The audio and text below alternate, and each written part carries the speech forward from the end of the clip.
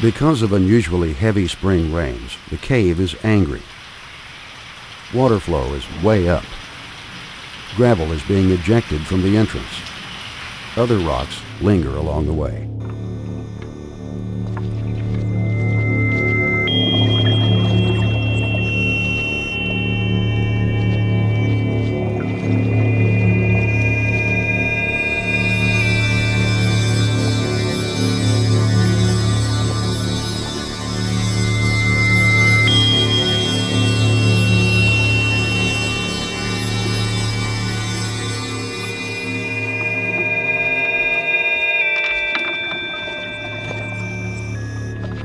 From an American Indian perspective, the earth is the mother, Inamaka, which is Mother Earth. We wouldn't be here if it wasn't for the earth producing the food we eat. And so to Mother Earth, the water is to Mother Earth what the blood is to our veins. It's the life. Without the water, life ceases to exist. We begin to understand that water itself is sacred. It's the most humble of the elements, but if you watch water go down a little small creek, it can move a giant stone. Down in the gravel room's like being in a washing machine full of golf balls. Sometimes when the flow was high, it was nearly impossible to get through the tight restrictions. Even though we had a lot of work to do clearing gravel out of the fifth to make it safer, we had to wait for a month or so. The uniqueness of this spring in this setting, I'd classify it. I mean, there are tens of thousands of springs, and this is a rare one. This is 1 in 1,000 or more. Okay, the fault that lies close to the spring is a very ancient break in the surface, in these surface rocks. It has the name the Fayetteville Fault. We think it was the closure when the Ouachita Mountains formed at the end of approximately, we're talking about several hundred million, 300 million years ago, pushed these rocks together. But when those plates, those crustal plates of the earth pushed together, they're moved by thermal heat within the center of the earth, and it's pushing the Ozarks in the Ouachitas formed by being pushed that way. It crumpled them up here. I contend that there is a reasonable expectation that some of this flow could actually come from deeper sources, and this could be on the order of ultimately 1,000 feet or more. Whether you can get down there or not is another matter. I think it is unlikely that you will be able to penetrate that far.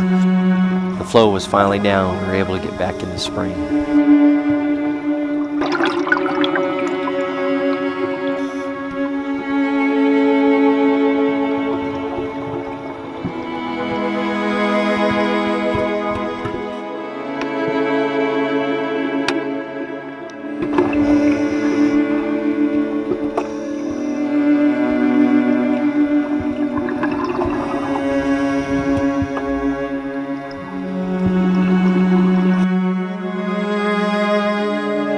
If we go much deeper, we'll have to use tri-mix.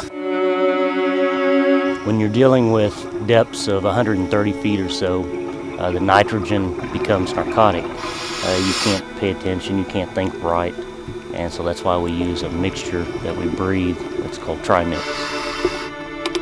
This is a mixture of oxygen, helium, and nitrogen. The helium offsets some of the nitrogen, which allows us to keep a clear head down deep.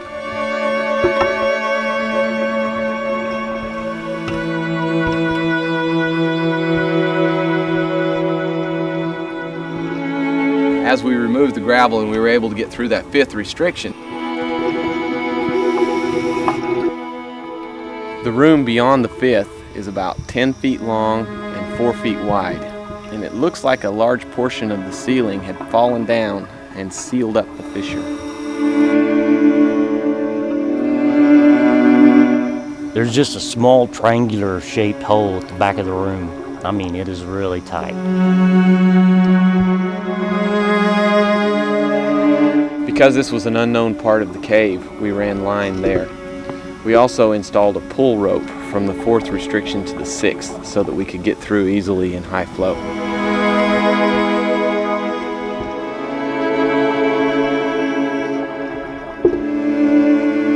Actually, Mike Wright was the first one to penetrate the 6th restriction. He ran line down to 138 feet.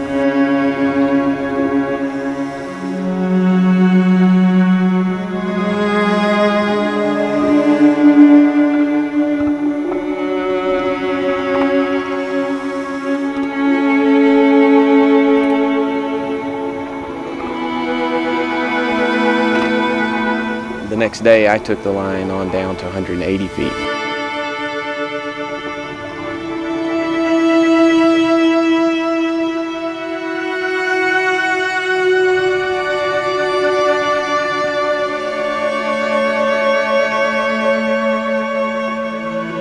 About a week later, I took a line down to 211 and tied off there.